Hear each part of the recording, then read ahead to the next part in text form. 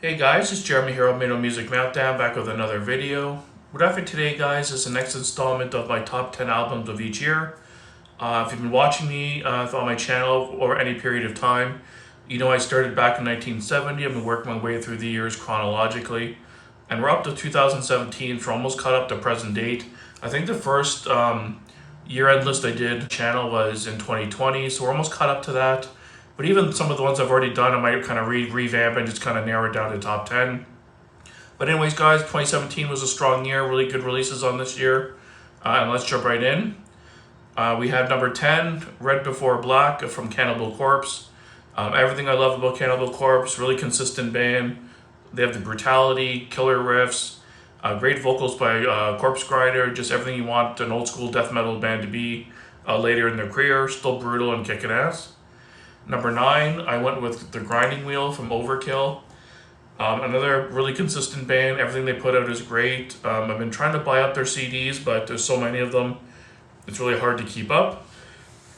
But I've been working on getting them all in my collection.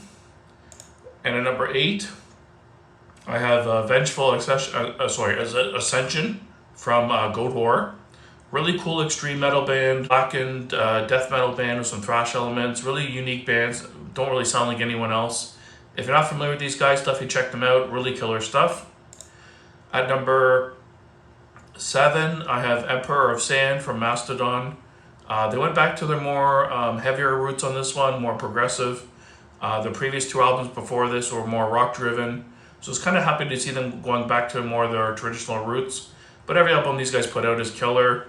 It's just a band I really enjoy and I like all the material. At number 6, I have a band that's probably not as well known. They're called Pagan Altar.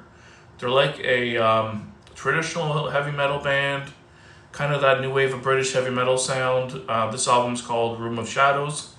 They're kind of a weird band. They had like a demo back in 1982 called Judgment of the Dead, and then they just kind of disappeared and reformed in the early 2000s and put out 4 albums in total now. But yeah, this one's called Room of Shadows. Really cool artwork. If you just love traditional heavy metal kind of material, definitely check out this band. You won't be disappointed. Really cool stuff. Like a mix of doom, occult rock, heavy metal, and just really good sounding music. Just really kicks ass. And number 5, I have the Mighty Creator with their 14th studio album, God of Violence. Another strong thrash album late in their career. Really killer stuff on this one. World War Now, Satan is Real, the title track, Army of Storms. Just some really good stuff on this album. A lot of people don't like the later era Creator. They think it's too melodic. But I love it personally. I think it still maintains a lot of thrashiness, but has a little bit more melody but mixed in, which I personally love. But I think it sounds great. Number 4, we have Warbringer with Woe to the Vanquished, sorry. Their 5th studio album, really killer album for these guys. Definitely one of the front runners in the new wave of old school thrash metal. Every album they do is really great. I have to do a ranking of these guys for their albums coming up soon. Definitely one I need to look at, but really good stuff. At number 3, I have another band that's kind of in that forefront of the new wave of thrash metal, Havoc with Conformicide. I always enjoyed Havoc just a slightly more than Warbringer overall. I just like their sound a little bit better overall. It's got a different, it's kind of more Bay Area, not quite as aggressive as Warbringer, but a little bit more melody. And I like the vocalist in Havoc a little bit better as well.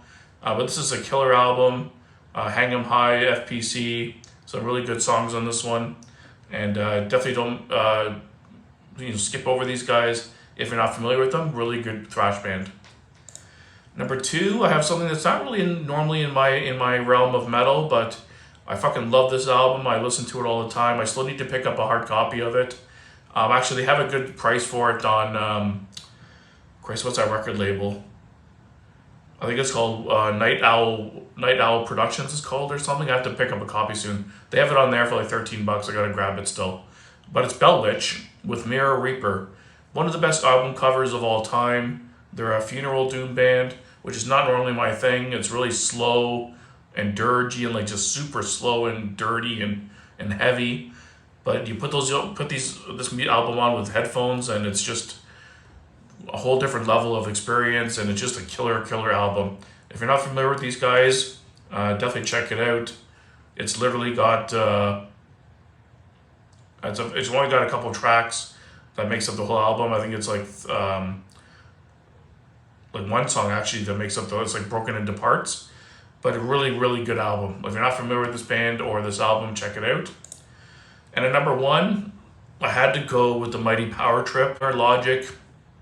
Easy top 10 album of all time for me. Maybe even top 5 thrash album of all time. This is their second album and last album because unfortunately Riley Gale, their lead singer, rest in peace, died. And this band was, if they continued, they would have dominated the thrash scene in my opinion. They're more of a crossover band. They're primarily thrash, but they have some crossover elements, some hardcore punk elements mixed in. Kind of like old school DRI, but they do it much better. Just a perfect example of a band where it shows that you don't have to have super complex riffing and stuff. The simple riffs that are just catchy and simple but effective and fucking heavy as fuck. And Riley Gale's voice was so angry and so, I don't know, it's just hard to explain. There was no one else that sounded like him. And unfortunately, I never got to see them live. Really pissed off about that. But yeah, these guys would have dominated. I fucking love this band. Yeah, my album of the year, by no hands down, not even close. So if you're not familiar with Power Trip, please, as soon as you stop this video, go listen to Power Trip on YouTube. They have 2 albums. First album is really solid. I think it was my album of the year that year as well. But their second album, next level, killer. So thanks for watching, guys. That ends our 2017 video.